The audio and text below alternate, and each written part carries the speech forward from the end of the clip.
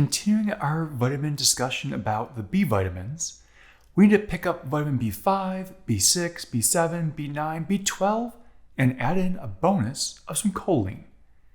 The idea of this video is to finish talking about these water-soluble vitamins and see what they're really needed for, what they're used for.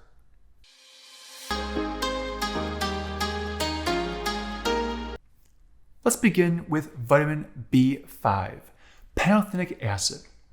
Now, pantothenic acid is going to be used for coenzyme A. Basically, it helps form coenzyme A.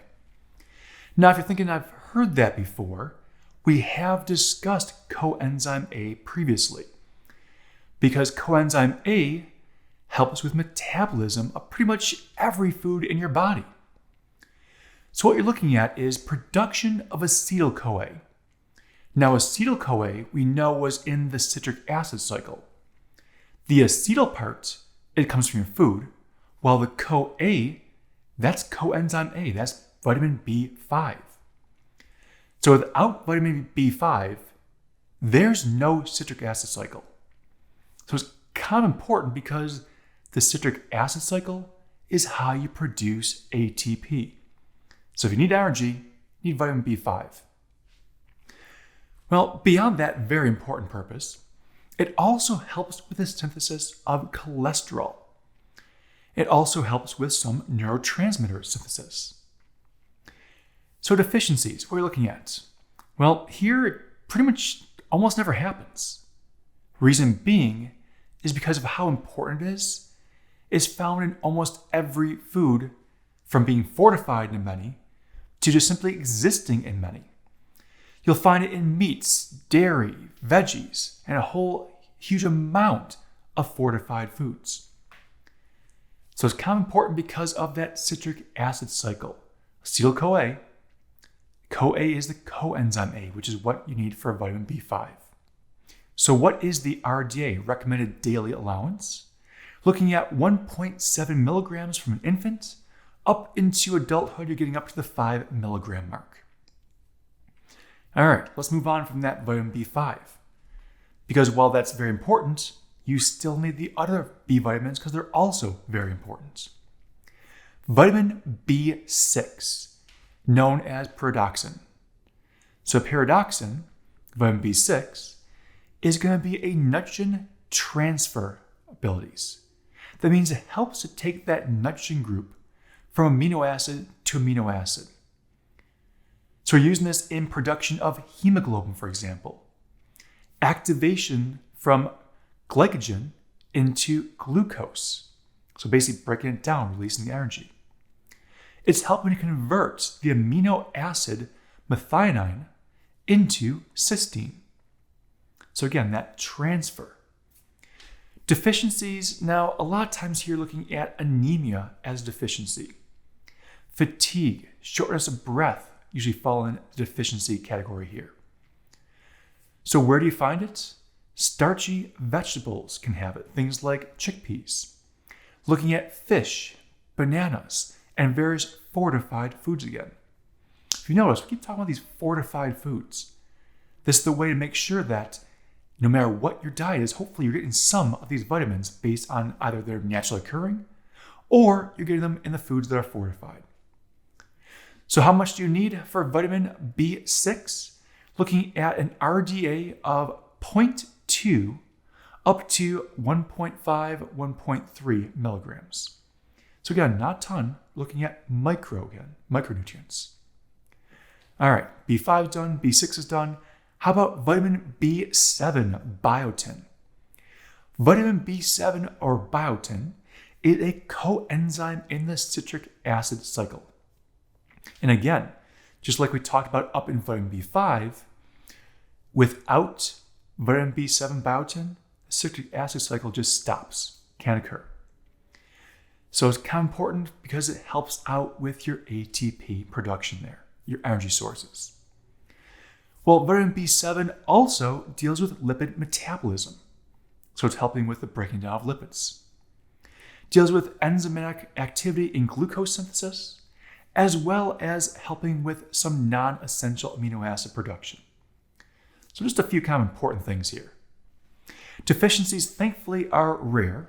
Where do you find it? Looking at eggs, nuts, grains, fish, banana, dairy. Got a ton of sources here. Thankfully, that's why, then, deficiencies are usually rare. The RDA looks at from infants starting at 5 micrograms up to adulthood about 30 micrograms. So very small quantities, but again, it's a micronutrient. Moving into vitamin B9, known as folate. Vitamin B9 can be obtained in an active or an inactive form. If you obtain the active form, it's folic acid. If you obtain the inactive form, which is what's found in most foods, that is going to require vitamin B12 to activate. So that means a lot of this vitamin B9 you get, the inactive form in your foods, you actually need vitamin B12 to be able to activate that to use it. So what is vitamin B9 used for? Well, it's required as a coenzyme for methionine synthesis. All right, so we talked about how some were taking methionine and converting them to cysteine. Now this is methionine synthesis. So you're also needing vitamin B9 for the making or production of RNA and DNA.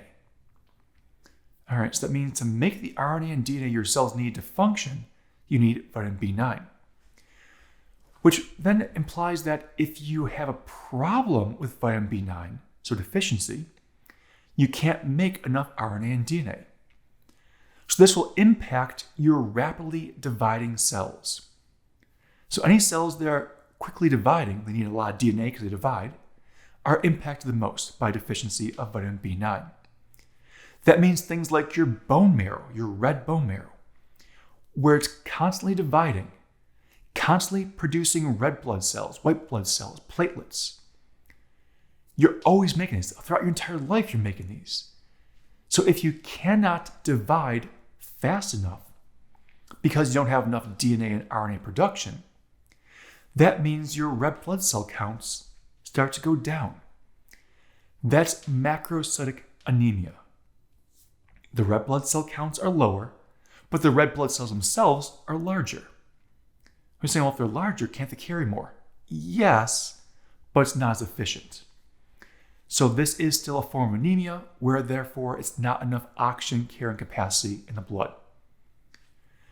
Also, during pregnancy, that developing fetus, very quickly dividing as it's growing, this will be impacted by a deficiency in vitamin B9.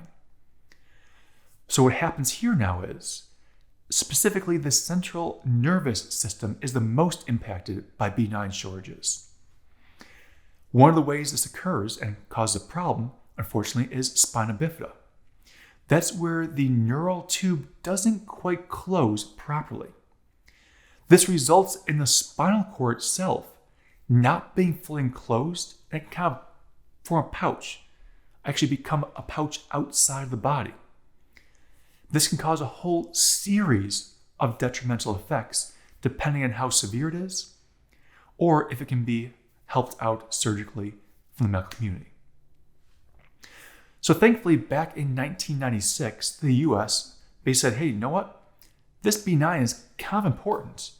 They started fortifying more B9 into more foods, especially cereals.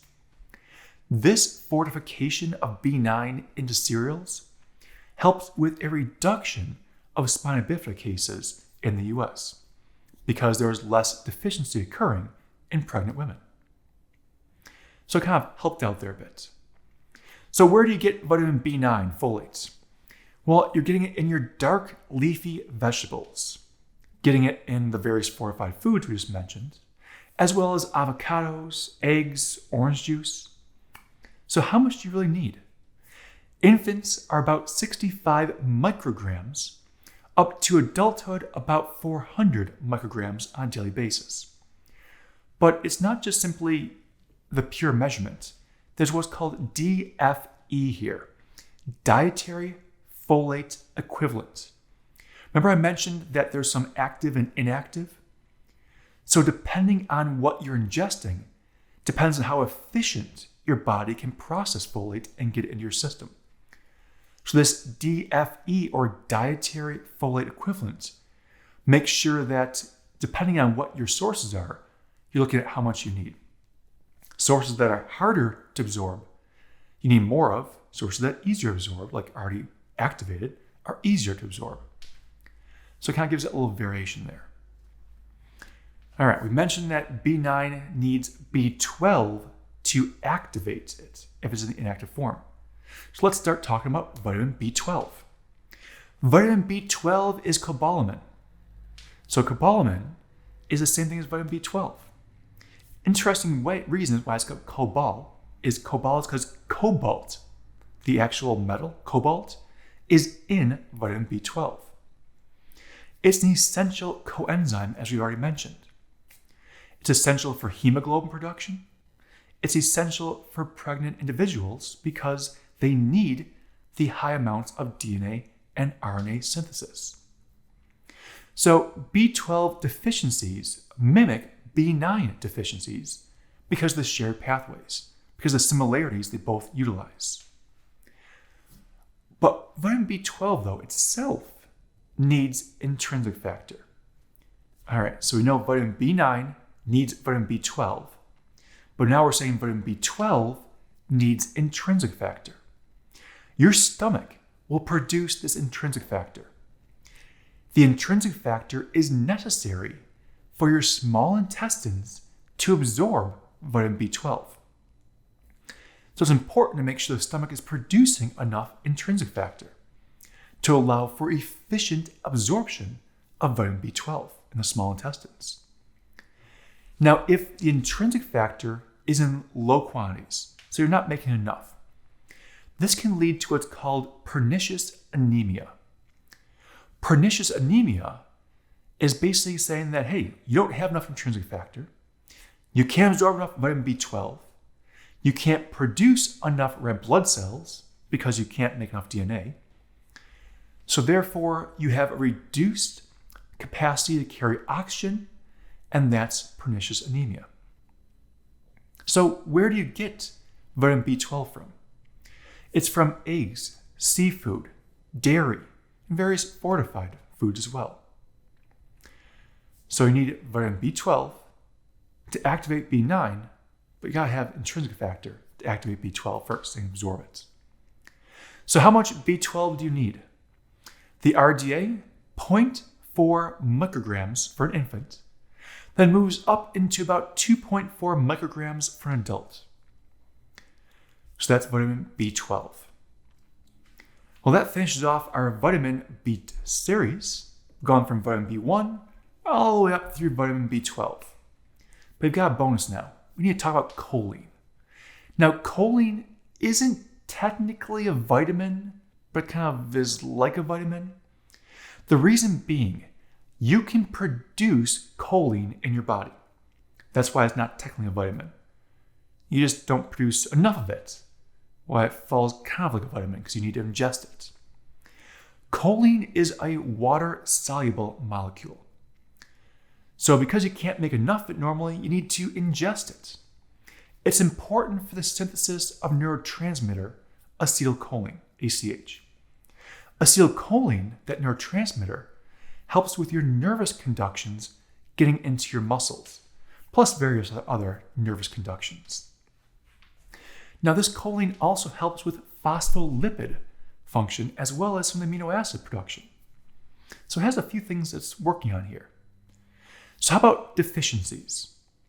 If you're deficient in choline, so you can make some and you don't quite ingest enough, you're looking at problems in neural development, especially when someone's pregnant, looking at fatty liver, looking at muscle damage.